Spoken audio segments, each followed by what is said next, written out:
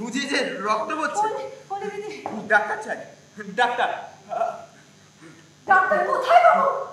আজ তো স্বাস্থ্য কেন্দ্র বন্ধ। কিছু একটা দিন, তাড়াতাড়ি মাথাটা আটকে হবে। এবার কি হবে? ও বলে দিদি, ও বলে দিদি। লতা তুই এক্ষুনি বাবিকে ফোন কর। সামনে দেখতে পাচ্ছি একদম পুরো টিনেজ গ্রুপ, একদম চার্মিং সবাই আর কি। তার মধ্যে এই ছোট্ট ছোট মিষ্টি মেয়েরা নাটক দেখতে এসছে। আচ্ছা দেখি ওরা কি বলছে, নাটক কেমন লাগলো? হ্যাঁ, খুব ভালো লেগেছে। দুর্দান্ত, অসাধারণ, দারুণ।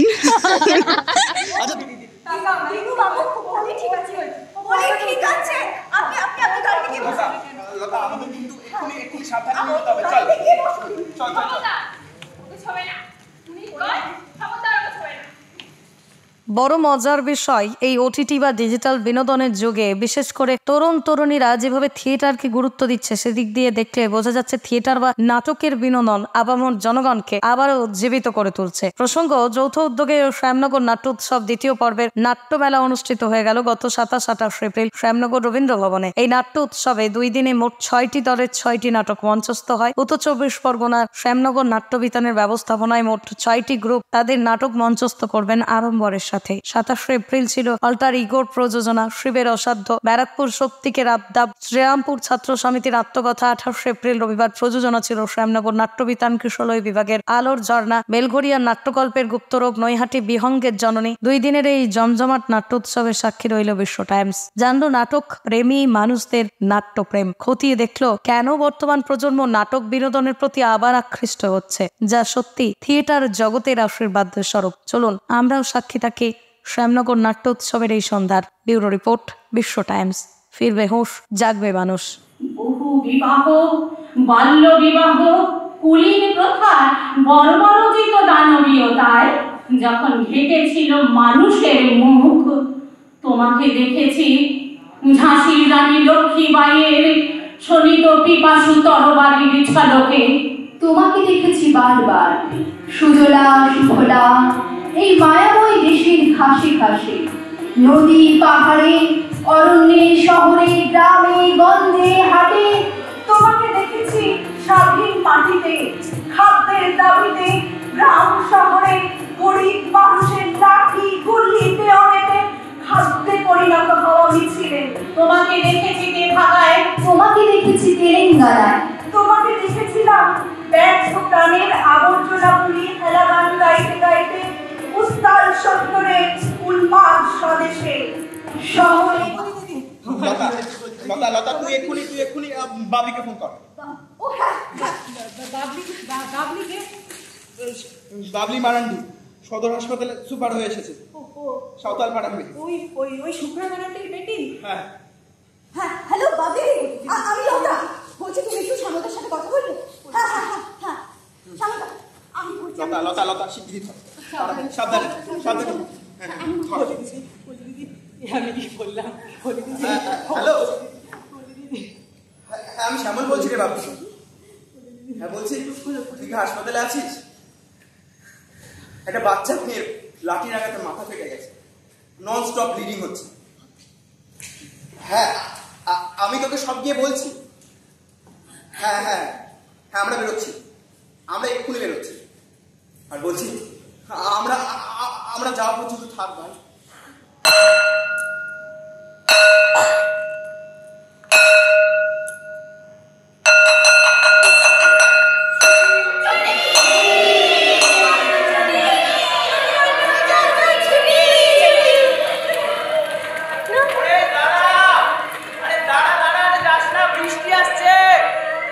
ভিজে যাবি যে, অসুখ করবে।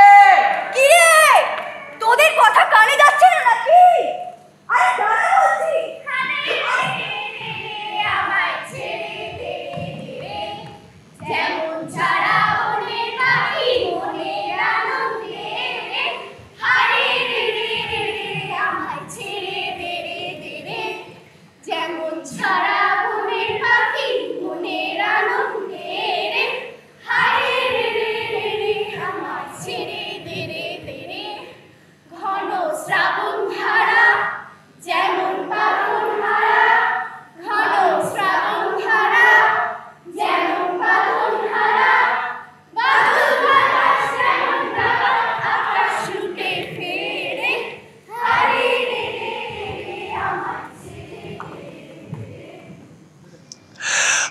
নাটক সহজ হতে শেখায়, নাটক লোকশিক্ষা দেয় এবং নাটকের যে প্রাণ সেটি মঞ্চে মানুষের সঙ্গে, শিল্পীর সঙ্গে দর্শকের একদম ওতপ্রোতভাবে যুক্ত এবং একদম সম্মুখে ইনস্ট্যান্ট যেটাকে বলতে পারি। আজকে এই প্রাণটিকে যারা প্রাণবন্ত করে তুলেছেন, যে সকল নাট্যদল, নাট্যকর্মী এবং নাট্যসভ্যগণেরা, তাদের মধ্যে আমাদের সামনে এই মুহূর্তে উপস্থিত আছেন আমাদের অত্যন্ত প্রিয় একজন ব্যক্তিত্ব এবং আলেয়া নাট্যগোষ্ঠীর সভাপতি আমাদের নিতাই চন্দ্র গুপ্ত মহাশয়। স্যার, আপনাকে অনেক অনেক ধন্যবাদ আমাদের এই বিটি নিউজে। আজকের এই রবীন্দ্র ভবনের যে নাটকের যে কালচার, এই নাটকের কালচারটিকে সৃষ্টি করার ক্ষেত্রে, যেটাকে বাঁচিয়ে রাখার ক্ষেত্রে আলেয়ার যে একটা অগ্রণী ভূমিকা আছে আমরা জানি, এবং সেই বিষয়ে আপনি আলেয়ার দীর্ঘ সিনিয়র একজন মানুষ। সেই সিনিয়র মানুষ হওয়ার সুবাদে নাটকের ওঠা পড়া অনেক কিছু প্রেক্ষাপট সম্পর্কে আপনি অবগত। আপনি সার্বিকভাবে আমাদের দর্শকদেরকে নাটক সম্পর্কে, নাটকের এই ওঠা পড়া সম্পর্কে আপনি কি বলবেন, প্লিজ একটু বলুন। বলতে গেলে বলতে হয় যে দেখুন, আমি এবং প্রয়াত শুভেন্দু মজুমদার, যিনি আমাদের পরিচালক ছিলেন, আমরা দুজনে এই দলটাকে সৃষ্টি করি। পরবর্তীকালে নতুন জেনারেশনের ছেলেমেয়েরা আসে এবং দলটাকে এগিয়ে নিয়ে যাওয়ার জন্য সাহায্য করে। আপনি যে কথাটা বললেন, নাটকে লোকশিক্ষা হয়, এটা সত্যি কথাই, কিন্তু নতুন জেনারেশনকে উদ্বুদ্ধ করার জন্য আমরা বহু চেষ্টা করে যাচ্ছি। নাটক করতে গেলে যে দুটো জিনিসের প্রয়োজন হয়, একটা হচ্ছে সময় আর দ্বিতীয়টি হচ্ছে ইচ্ছা। এই দুটো জিনিসের মিলিত সংমিশ্রণে নাটক তৈরি করতে হয়। ঠিক আছে, একটা স্ক্রিপ্ট আমাদের হাতে এলো, সেটাকে আমরা পড়ে নাটকের মঞ্চে ফেলবো, এরকম মনস্থ করতে করতে আমাকে তো কলাকুশলীদের নিয়ে আসতে হবে। এই কলাকুশলীদের সময় এবং ইচ্ছা আমাদের খুব প্রয়োজন। তা এই দুটি সংমিশ্রণেই আমরা একটা নাটক সৃষ্টি করতে পারি। খুব ভালো। কিন্তু একটা কথা যেটা বলতে বড্ড বেশি ইচ্ছে করছে, সেটি আজকের দিনে গুপ্তবাবু, আজকের দিনে কোথাও না কোথাও বাজার অনেক বেশি জিতে যাচ্ছে অনেক ক্ষেত্রে। তো সেক্ষেত্রে টেলিভিশন, মিডিয়া, সোশ্যাল নেটওয়ার্কিং সাইটে এত জনপ্রিয়তা, এত লোকের ভিড়, তার মধ্যে এই নাটকের শিল্প এবং কলাকুশলীদেরকে আপনারা একত্রিত কিভাবে করছেন? হ্যাঁ, আমরা করছি। তাদের মধ্যে আমরা ওই একাগ্রতাটাকে জাগিয়ে রাখার চেষ্টা করে যাচ্ছি। আমি প্রথমেই তাদের বলে দিই, যখন তারা আমার কাছে প্রথমেই আসে, আমি বলে দিই, ভাই, অর্থকরী দিকটা চিন্তা করলে কিন্তু নাটকে এসো না। এটা ছোট স্ক্রিন, বড় স্ক্রিন, এবং কিছু কিছু শিল্পী আছে নাটক নিয়ে যারা ভরণ পোষণ করে নিতে পারে, কিন্তু নর্মালি মফস্বলের দলে আসতে গেলে কিন্তু এই অর্থকরী চিন্তাটা তোমাদের ছেড়ে দিয়ে তবে আসতে হবে। হ্যাঁ, স্বার্থটাকে খুব বড় করে দেখা যাবে না যদি নাটকে আসতে হয়। আরও অনেক লাইন আছে, তুমি সেখানে গিয়ে তোমার জীবিকা উপার্জন করতে পারো, সেখানে গিয়ে তোমার কি বলে সাংসারিক ভরণ পোষণ, এটা ওটা সব কিছু করতে পারো। কিন্তু নাটকে যদি আসো, ওই জিনিসটি আশা করে আসবে না। আমার কাছে অনেকেই আসে, ছেলে মেয়ে আসে, স্যার আপনার এখানে তো শিখবো, এরপরে আপনি আমাকে একটু দূরদর্শনে একটু সিরিয়ালে চান্স করিয়ে দেবেন। আমি বললাম, যে গেট দিয়ে এসেছো সেই গেট দিয়েই তুমি বেরিয়ে চলে যাও। এই ব্যাপারে আমি খুব পার্টিকুলার। নাট্যবিতান, আমরা এই মুহূর্তে বিশ্ব টাইমস ধরে নিয়েছে নাট্যবিতানের দুজন অত্যন্ত গুণী শিল্পী এবং অত্যন্ত গুণমুগ্ধ কর্মকর্তা। আমার এক পাশে রয়েছে অ্যাডভোকেট রাজীব তপাদার এবং অন্য পাশে রয়েছে পম্পা। তো চলুন আমি একটু কথা বলে নেব রাজীব তপাদারের সঙ্গে। নাকি সবার ফার্স্ট লেডিস ফার্স্ট, সবার নারী শক্তির জাগরণটা ঘটুক আর কি। এই মুহূর্তে নাট্যবিতান যেভাবে শিল্পকলা করে চলে এসেছে আর কি, চলছে আর কি, যেভাবে নাটক দিনের পর দিন বাঁচিয়ে রাখার যে চেষ্টা, সেই অগ্রণী ভূমিকা নাট্যবিতান যেভাবে নিচ্ছে, সেই বিষয়ে তোমার কি মতামত? প্রথমে বলছি, আগে আমাদের কিশলয় বিভাগকে নিয়েই বলছি। কিশলয় বিভাগে আমরা যখন শুরু করেছিলাম তখন হয়তো 15 থেকে 20 জন মতো ছিল, কিন্তু বর্তমানে এখন আমরা কিশলয় বিভাগে 42 জন ক্ষুদে শিল্পীদের নিয়ে আমরা কাজ করছি।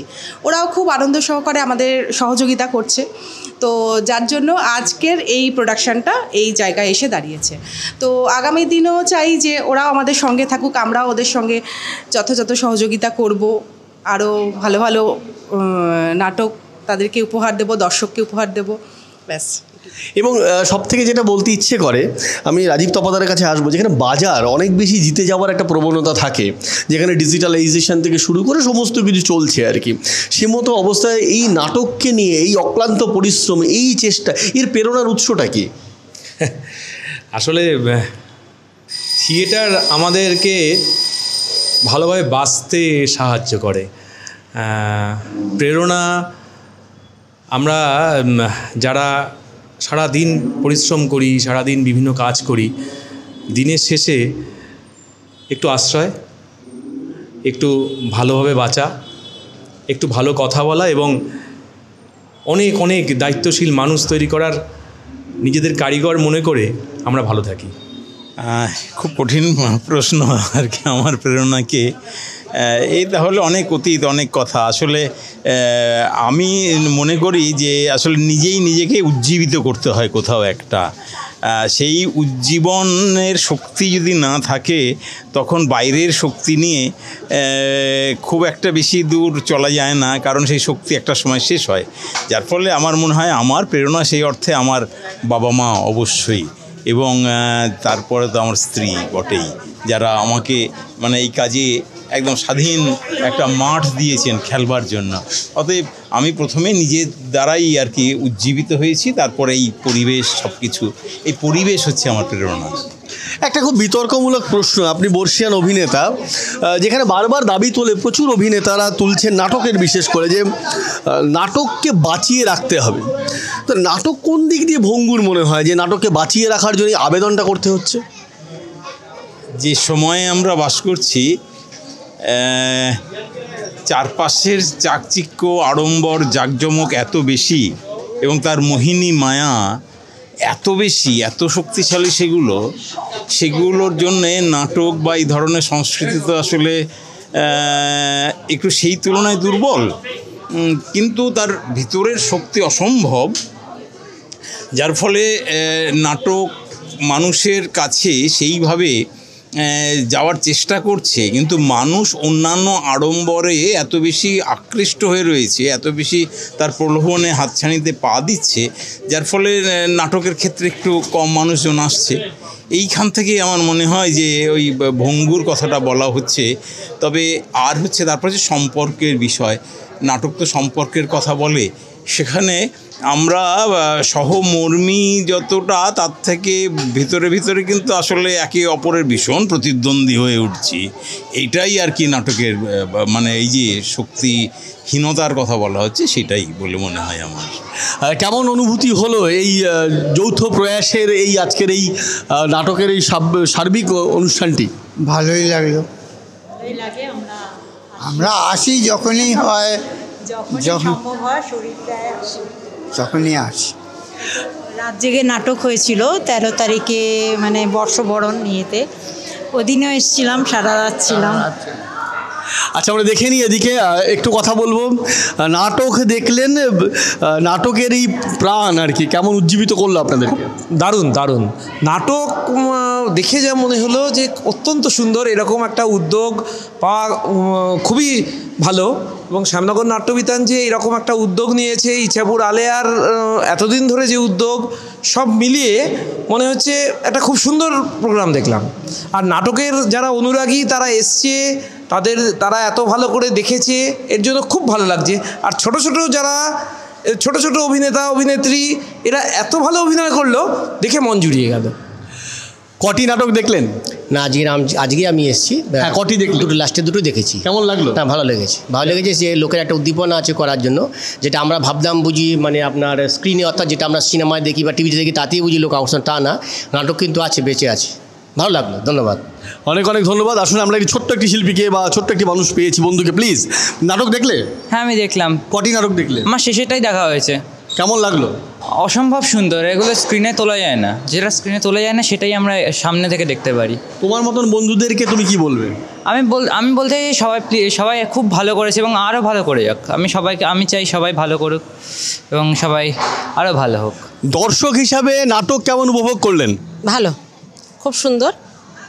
তবে কয়েকটা নাটকগুলো খুব ভালো ছিল, থিমটা খুব ভালো। প্রত্যেকটা নাটকে কিছু শিক্ষামূলক কিছু ছিল, প্রত্যেকটা নাটকে কিন্তু কয়েকজনের না মানে যেহেতু মাইক্রোফোন ছাড়া কিন্তু কথাগুলো খুব আস্তে, ডায়লগগুলো অনেকগুলোই কান থেকে বেরিয়ে গেছে। না এদিকে যে ডিজিটালাইজেশন সিনেমার যে প্রকোপ, লোকে হলে যাচ্ছে বা ওটিটি সাবস্ক্রাইব করছে, সেখানে দাঁড়িয়ে এই যে টিকিট কেটে নাটক আমার খুব ভালো লাগে। আমার মনে হয় এই হলে বসে ওইখানে কাট কাট কাট কাট করে অনেকবার করে করা যায়, এখানে কোনো কাটের ব্যবস্থা নেই, এখানে একবারে করতে হয় দর্শকের সামনে, এটা অনেক বেশি টাফ কাজ। আর এটা আমার খুব ভালো লাগে, আর ভালো লাগে বলেই এদেরকে দেখার জন্য বারবার করে আসি, সুযোগ পেলেই আসি। একটি বদনাম আছে যে ডিজিটাল আমরা ইউটিউব ফেসবুকে সমস্ত ইয়ং চ্যাপেরা ভর্তি থাকে, ব্যস্ত থাকে, কিন্তু সেখান থেকে আমরা সামনে দেখতে পাই একদম পুরো টিনেজ গ্রুপ, একদম চার্মিং সবাই আর কি। তার মধ্যে এই ছোট্ট ছোট মিষ্টি মেয়েরা নাটক দেখতে এসছে। আচ্ছা দেখি ওরা কি বলছে, নাটক কেমন লাগলো? হ্যাঁ খুব ভালো লেগেছে, দুর্দান্ত, অসাধারণ, দারুণ। আচ্ছা তোমরা তো এই সময় তো তোমরা বেশ ফেসবুক চ্যাটিং, তারপরে সিনেমা হল বা ওটিটিতে ব্যস্ত থাকেন, তোমরা যে নাটক দেখতে আসলে আর কি, এসে কি মনে হয় যে সময় নষ্ট হলো নাকি বেশ দারুণ লেগেছে? আমরা লাইভ জিনিস দেখাতে বেশি বিশ্বাস করি। একদমই তাই, একদমই, একদম একদম, আমিও সহমত, সবার সাথে একমত আমি। হ্যাঁ খুব ভালো লাগে, নাটক দেখাই তো এখন সব থেকে বেশি মজা। আচ্ছা আগামী দিনে চয়েস দেওয়া হয় ওটিটি না নাটক? নাটক নাটক নাটক নাটক, থিয়েটারের জয় হোক, থিয়েটারের যুগ যুগ জিও। क्या बात, থিয়েটার যুগ যুগ জিও, বিশ্ব টাইমস যুগ যুগ জিও আপনাদের সঙ্গে এই মুহূর্তে আরও অনেক অনেক খবর নিয়ে আপনাদের সঙ্গে থেকেছে বিশ্ব টাইমস। আমি প্রবীণ, আর ক্যামেরায় আমার সঙ্গে রুদ্র।